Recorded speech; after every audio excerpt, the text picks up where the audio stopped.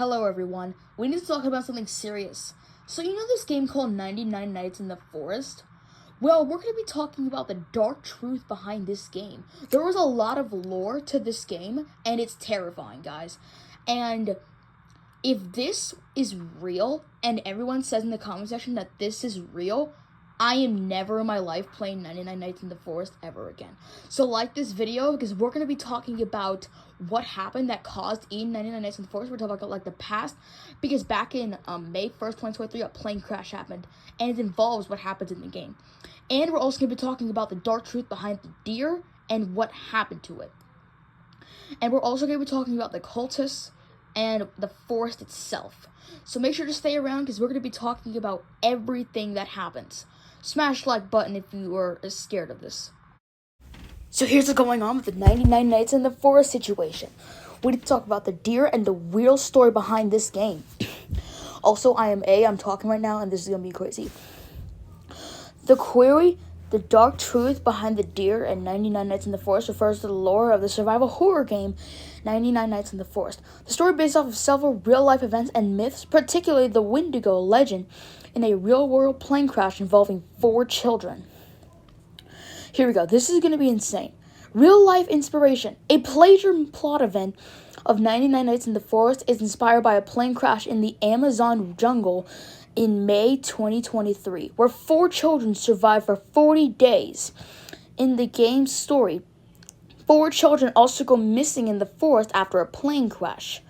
The deer monster. Now it's time to talk about the deer. The deer is the one that's most involved in this. Here we go. The deer that stalks the player is not a regular animal, but a monster inspired by multiple myths. Basically, the deer is not an animal, it's a monster. We're going to be looking at all the myths. The creature the creature is based on the Wendigo, an evil cannibalistic spirit from Algonquin folklore. A human can become a Wendigo by resorting to cannibalism, a theme tied to the game's cultists and the idea of humans losing their humanity. Basically, the spirit, the Wendigo, is evil. It's cursed, it's terrifying, it wants to eat people. The creature also draws from the not deer urban legend, which describes a cryptic with traits that are just off enough to be disturbing. The game's deer shares the following characteristics with the not deer. Basically, the deer isn't a deer, it's a terrifying monster. Let's dive more into this. Standing on its hind legs in an unnatural way. Front facing, human-like eyes. Like our eyes, that deer has the exact amount.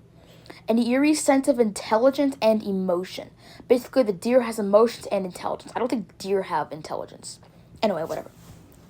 Next, in 99 Nights in the Forest, the deer is also involved in a lab experiment theory.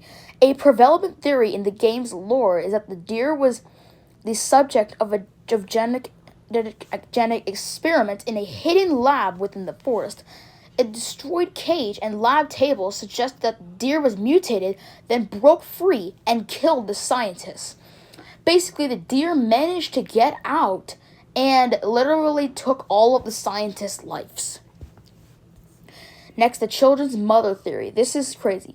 Some theorize the deer was once the mother of the missing children, transformed by cultists during a dark ritual.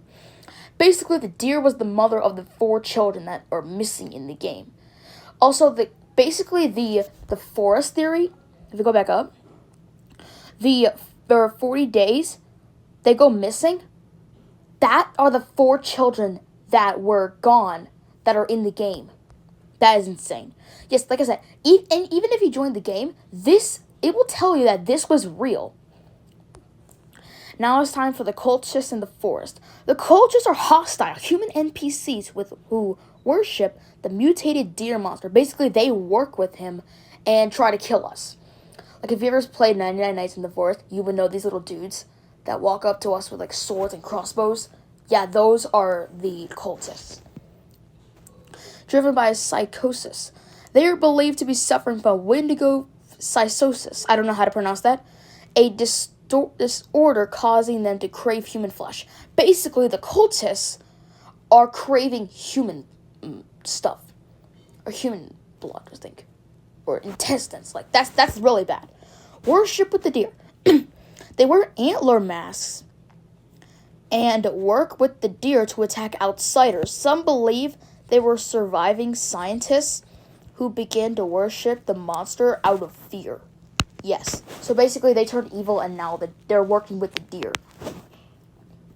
I don't really like the deer. He's kind of annoying.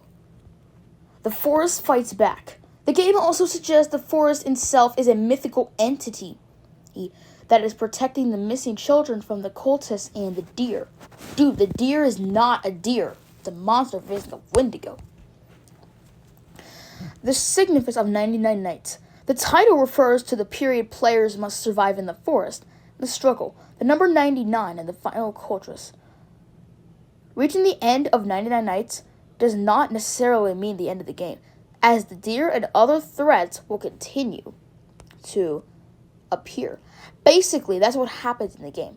So all of that we just read is what the real truth behind the 99 Nights in the Forest is about. Basically, 99 Forest is real. The deer is not a deer, but a monster. And it's based by Wendigo. If you look over here, Wendigo is restoring to cannibalism and evil cannibalism spirit from Algonquin folklore. Have you ever heard of that before? Like, that is not true. Okay, that is true. If this was real, I would never play 99 Nights in the Forest ever again. Guys, like this video if this is real. If this is not real and I just made all this up, then I can't live with myself. Anyway, that's going to do it for today's video. If you guys enjoyed it, make sure to like, comment, subscribe, and I'll see you guys in the next episode.